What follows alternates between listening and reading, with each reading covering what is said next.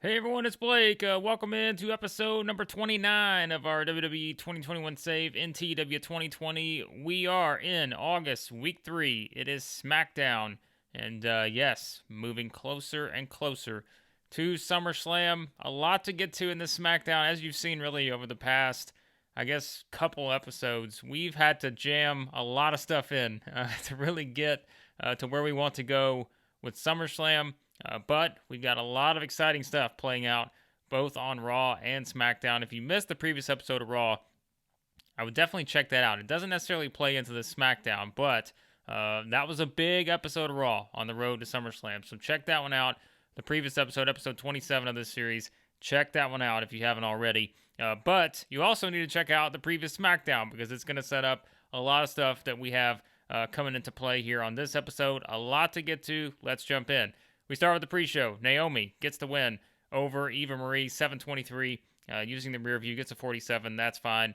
Naomi, kind of a background player right now, not really involved in any big storyline or anything. So this is just another opportunity to give her a victory and get her a little work in on the pre-show. And a 46 here for the next pre-show match, which is R-Truth defeating Dio Madden. Looks like Jason Jordan could have done a better job of putting this match together. Perhaps we will need to give a phone call to Jason Jordan's father, Kurt Angle, to see if he can get him into gear there to give us a little bit better of a rating. Work on his road agent skills here. But no, in all seriousness, R-Truth getting a win. Not a whole lot for R-Truth to do right now. The biggest part of his series thus far in the save has been getting attacked by Roman Reigns. But that is probably the case for a lot of people. So R-Truth gets the win. Let's jump into the main show. As always, it's going to start with a big angle to get things going. He does it again, everyone. He does it again. Mr. 100, Roman Reigns, does it again. My goodness. Look at this. We're doing this with Stephanie McMahon looking dreadful in this segment. Oh, my God. Anyways, let's talk about the segment, which is perfect. I don't know if Stephanie actually didn't look dreadful. Perhaps this gets a 101. I don't know. But we get a segment here. Stephanie McMahon makes her way out, and she has something to say. Of course, last week on SmackDown, or last couple weeks, of course, we've seen kind of the fallout of everything involving Vince McMahon, Roman attacking Vince McMahon at Great American Bash. That led to Shane McMahon making his return, and Roman nearly taking him out before John Cena returned and made the save. And so, Stephanie, with her first appearance in the save, she comes out and she promises that there will be vengeance on Roman Reigns for what he did to Vince McMahon and for what he tried to do to her brother Shane. And then, in the best Stephanie fashion possible, she slaps Roman Reigns right across the face. A perfect segment. Tremendous work from all parties involved. Even Stephanie here. I can't even say she looked dreadful if she gets a 100 segment. But Roman Reigns, clearly not very happy at being slapped by Stephanie McMahon, who just vowed to get vengeance on Reigns in some way, shape, or form. That is important. So there you go. What a start to this SmackDown. I get giddy every time we get these 100s, but it's what we expect now with Roman Reigns. Let's see if we can have a first ever on this series and actually get two 100s on the same show. I think it's a possibility when we get to what we have coming up later on. So we'll see. We'll see if that happens. But an incredible start to the show. Unfortunately, Keith Lee and Jinder Mahal have to follow that, and that's probably why this got such a low rating as a 40. The match cooled the crowd off a little. Of course it did, because the crowd had a terrific segment to start things off. So we actually put Keith Lee and Jinder Mahal in a bad spot here, but still, the point of this is Keith Lee gets the win in 434.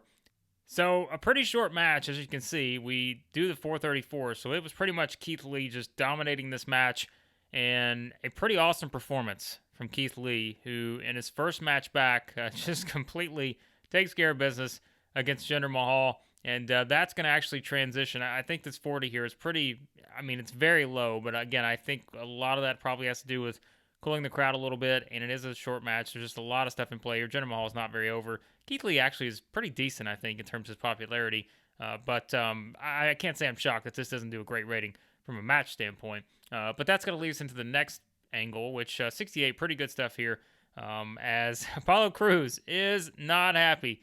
He wants to see action from Mick Foley. For Foley basically allowing Keith Lee to disrupt the championship festival he had on the previous episode. And remember, that's when Keith Lee made his big return. So Apollo Crews, very unhappy. He wants to see action for what Keith Lee did. And Mick Foley says, you know what, Apollo, you're right. Next week, I'm going to show you action and show you that something absolutely needs to be done about Keith Lee making his return and setting his sights directly on you. So Foley, maybe giving a little handout here to Apollo Crews. We'll see. We'll see what happens next week. So that's kind of the setup there. Apollo seems pleased for now. We'll put it that way.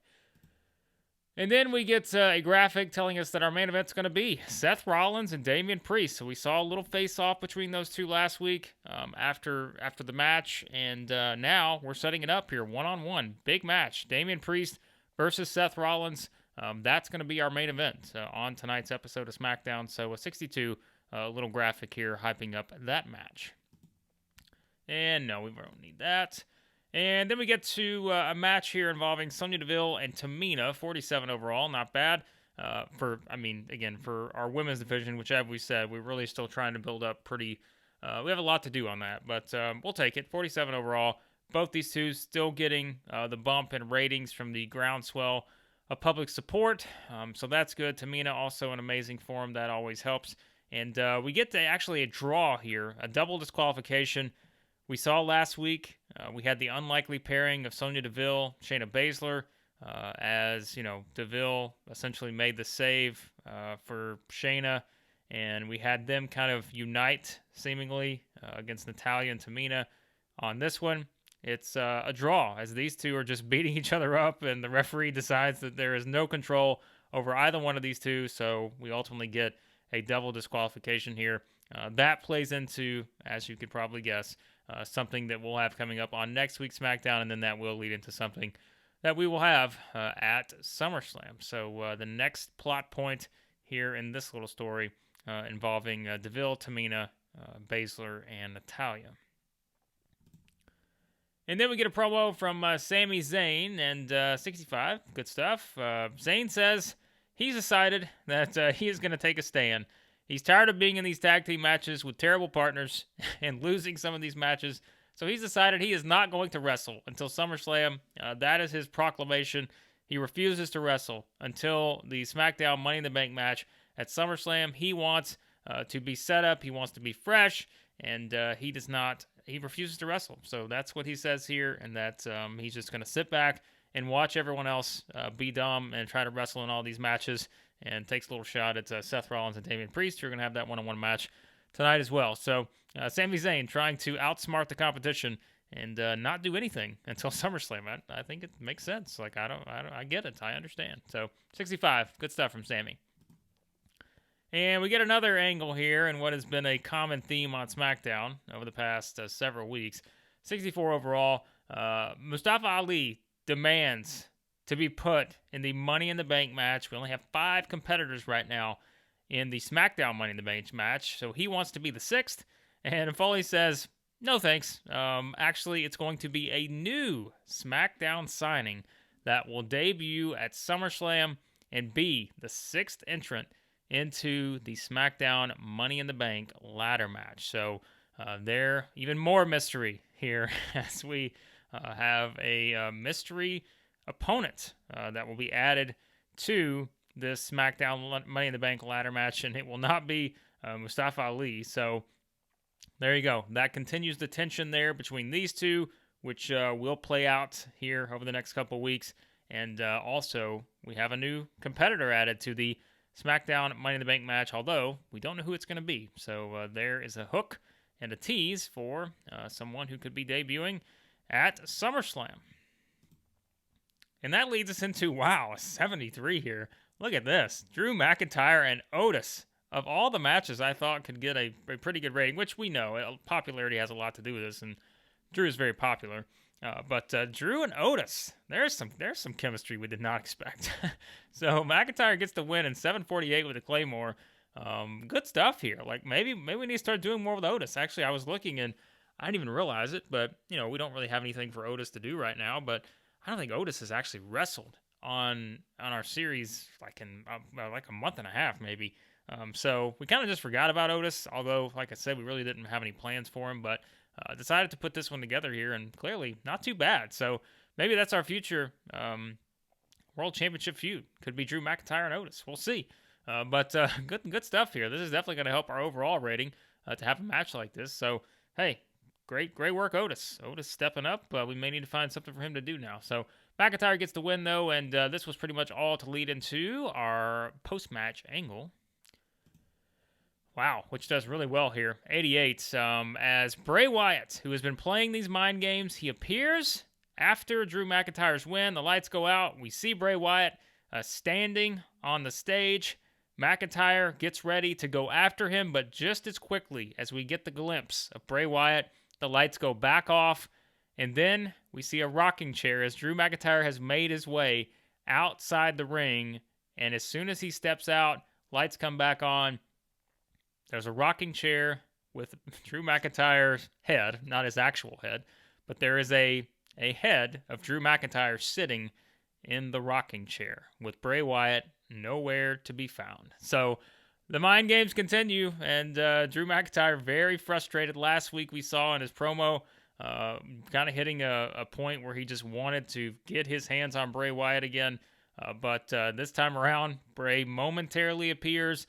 Just as quickly, a second later, he's gone, and then McIntyre is standing basically right in front of a rocking chair with basically a replica of his head sitting in the chair. So good stuff here. 88 overall. I've really enjoyed putting this feud together, and I think that it's been fun to come up with different ideas for Bray Wyatt and that kind of stuff. But we continue along here towards this match they're going to have at SummerSlam, and I expect big things from that one. So good stuff here from these two as Bray Wyatt continues to play mind games with Drew McIntyre. And we get a 74 for this one. Foley announcing that it will be official now. We talked about it last week. We've seen the Brawl. The New Day issued the challenge. They wanted one more shot at the New Day. They wanted their singles match, which they haven't gotten yet, against the New Day here on our save. And so it will be official. The Usos versus New Day for the undisputed WWE Tag Team Championships at SummerSlam. And so that's the announcement here from Foley. So that match is added to the card. Man, this card, I'm telling you guys, it's loaded. This card is going to be just absolutely loaded. I've even at one point thought about splitting SummerSlam into two separate videos because there's going to be so much stuff that we have to get into. I think I'll probably just keep it in one, though. But if anyone wants anything different, there's going to be a lot we're going to have to go through at SummerSlam. It's going to be a pretty lengthy video. I'm not saying we're going to go an hour or anything, but it's going to be a long video because I can just tell you there's a lot we're going to have to get into with everything that's going to happen at SummerSlam. But here's another match added to the mix. Usos versus New Day. And we get a big, speaking of which, we lead in right into, coming off of that, a big 8-man tag. I think this is actually the first 8-man tag we've done in the save. Gets a 60. Fine stuff. We don't get anything knocked anywhere, so that's good to know. If you look at the performance ratings, got a lot of people with pretty much around the same number. Looks like Kofi and Jay basically edged out Shinsuke here for the top in-ring performance. But it is Jeff Hardy, Shinsuke Nakamura, and the New Day getting the win over the Usos, Elias, and Baron Corbin after Shinsuke pins Elias. And yeah, so that's we wanted to try out one of these 8-mans because we haven't done one of those on the series thus far. But I thought it was kind of fun to put all these guys together, see what you get out of this. This is sort of that New Japan style, which we probably use a lot more just based on the rosters and such that we're going to have. I think post SummerSlam, we may use a lot of these multi-man tags a bit more, which we've already done that quite a bit. If you go back to our series, we've had some of those matches, 6-mans and just tag team stuff with different types of partners and such. But I like that formula to be able to really just kind of build up some of the heat and storylines with some of these people in particular. So yeah, good stuff here. I'll take it. A 60. A lot to get people involved, gets people on the card, and as we know, These four got a match at SummerSlam. These two will be in the Money in the Bank ladder match for SmackDown. So lots of stuff happening here in this one. And then there's Angry Baron Corbin. Next up, 78, Bianca Belair issues a strongly worded message. That's the PG way to put it. A strongly worded message to Charlotte Flair, and Bianca says she is going to get her title back. Of course, that's been the theme that's played up. Charlotte Flair stole the title away, not actually from winning, but just literally stole the championship from Bianca, and Charlotte said she would have to step up and take it from her. Even though Charlotte is not the rightful champion. But Bianca said she's going to get her title back. She is going to get it back, and she will keep it hers. Like, that's it. Like, it's done for Charlotte. Like, that's going to be it for her. She's going to keep the championship. Charlotte will never get near the SmackDown Women's Championship again, and she's going to take it back from her because she is still the SmackDown Women's Champion, and Charlotte Flair can walk around with this belt all she wants, but the rightful champion is still her, Bianca Belair. And so, yeah, this was basically just a nice little promo from Bianca to play up, this feud that we have going on between these two and leading into that match at SummerSlam. And then Seth Rollins, always money on the mic, 72 here. He hypes up his match with Damian Priest here coming up next. So Seth, always good stuff from him when it comes to what he does on the mic. So Seth, ready for Damian Priest. And good match here, 73, but it is Damian Priest getting the win over Seth Rollins in 14:42 using a roll-up. So, good match, and out of nowhere, it is Damian Priest with the flash pinfall with the roll-up to get the win over Seth Rollins. So, that clearly will not make Seth Rollins very happy heading into Money in the Bank. We do get the storyline advancing here, but a nice match between these two. Not surprised. Seth's really over. Damian Priest is getting there. I think in terms of his overness, I'm not exactly sure if he's in the 60s, somewhere in there maybe right now. I think that's about right. Probably low 60s. But Seth clearly was not focused because he was looking ahead, and it was Damian Priest out of nowhere with the flash roll-up to get the win. And big win for Damian Priest here, building some momentum heading into the Money in the Bank match. And yeah, just incredible stuff from Damian Priest getting a big win. And we'll see what Seth Rollins has to say about that. As we know, he has no shortage of opinions. We'll see what Seth has to say next week about losing this match to Damian Priest ahead of SummerSlam. But we got two big things to get to before we wrap up this edition of SmackDown. And the first, an 82, not quite the 100 we perhaps were going to get. We thought we may get from John Cena. But Cena cuts a promo hyping the match he's going to have with Reigns. But specifically, Cena mentions that the reason he has come back, and he has said this before, but the reason why he's, come out to save Shane McMahon, the reason why he's come back right after the attack on Vince McMahon, is that he does not want to see Roman Reigns destroy what he loves most, and that is WWE. Cena will not allow Roman Reigns to continue to try to, basically break the foundation of what WWE was built on. Vince McMahon, the McMahon family, he will not allow this from Roman Reigns because Cena owes everything to WWE, and he is here to make sure that the Roman Reigns era is over, and that is Cena's goal here. Unfortunately for John Cena, as we've seen, the head of the table is the one and only, and he has quite a response to John Cena here.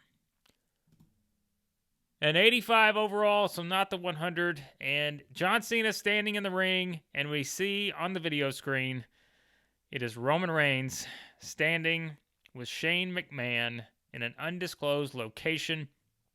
Roman takes one good look at Cena and then just starts to brutally attack Shane.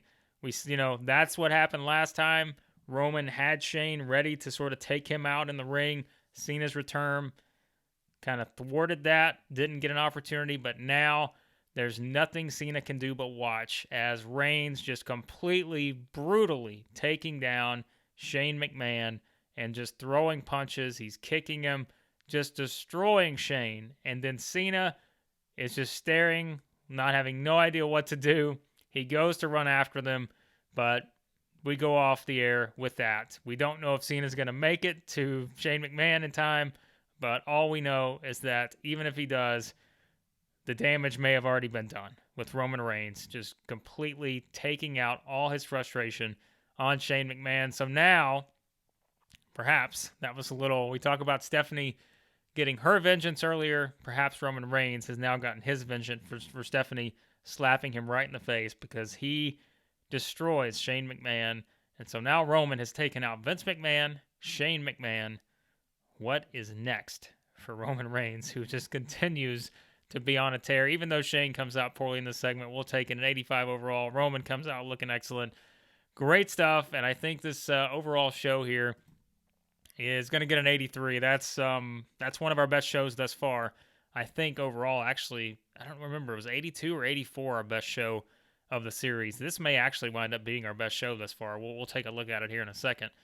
But 83, great stuff. I mean, again, we get the 100 from Reigns here. We've got the great segment with Bray Wyatt and Drew McIntyre. And then we've got really good matches on this show, too. That's what helped. You know, the McIntyre-Otis one. We had the Priest-Rollins one was good stuff. And really everything. I mean, you just see, like, from here on down, like, this is just good stuff here on this SmackDown. So SmackDown with a lot of momentum here now with only one episode away from SummerSlam for SmackDown. Good stuff across the board. I'm telling you, I can't be more pleased with how things are coming together as we get closer and closer to SmackDown now with only one episode of Raw, one episode of SmackDown left to go. Everything is setting up just like we wanted. So let's all hope there are no injuries next week on Raw or SmackDown because we think we have everything in place the way we want it leading into SummerSlam. Let's see what else we need to get to, and we are going to check this. I'm not sure if this is our best show thus far or not. I can't remember. So let's check. Let's see what we need to get to before we wrap up. All right, so we've got SmackDown here, struck gold. The theme continues. We strike gold with that there with this episode of SmackDown. Let's see if there's anything here. Oh, looks like Glacier's retiring. So any chance we had of wanting to hire Glacier for one more match, that's not happening. Glacier retiring. So perhaps he will have a nice, cool retirement there for Glacier. Let's see if anything else is going on down here. It looks like Jonah Rock. So Bronson Reed is arguing with... Okay, so he's getting into some trouble on social media, it seems, causing a stir. What about Maki Ito? Should we hire Maki Ito? I think she'd be great for our women's division. But let's check the email. And let's see. We have contract expiring, NXT UK. Yeah, we didn't decide to renew that one. So that is one. Calvin Tankman, who was on our short list, changing his wrestling style. All right, drug test fees. SmackDown gets a 5.41, another great rating for SmackDown. Bobby Fish, we left this one on here. His developmental contract is expiring. We will see what we have in mind for Bobby Fish. I'm going to leave that there. We have a decision to make on Bobby Fish and decide what we want to do with him in terms of should we bring him back? Should we not? We'll see. So we're going to leave that there as a little bit of a tease on that. And let's see. We are going to quickly check our show history to see if that 83 was the best one we've done. Some of you guys may remember. I just don't remember exactly if this was our best show. 83. All right, let's go down the line here. We're just looking at the show ratings. I'm not going to go too fast, but I think it's probably our best show thus far. 82. 82. That's right. I think that was our best one, yeah. Look at that. How about that, huh? 24 shows in. SmackDown, 83. Our best show to date. We are just riding all the momentum heading into SummerSlam. Good stuff there. So there you have it. That was SmackDown. And now, on the next episode, we officially enter SummerSlam week here on the Save. It will be the August Week 4 edition of Raw, and that will lead into SmackDown August Week 4. And like I said, I may do a quick sort of preview video to really hype up everything we got going into SummerSlam. That will be, something to be a little bit shorter probably, but we might put that right before SummerSlam, kind of as a teaser leading into the show. But SummerSlam week coming up, as we will have Raw and SmackDown, and then SummerSlam. I've been hyping this up. Watch this be one of the worst shows in the history of the Save. I don't think that's going to happen, but I'm telling you, I think that SummerSlam's going to going to really deliver some good stuff, and it's going to send us in quite a direction after SummerSlam. So there you have it. As always, be sure to like, share, subscribe, all that good stuff. And thanks again, as always, for the great feedback. Always enjoy it. And yes, on the next episode, we will be in August, week 4, SummerSlam week with Raw.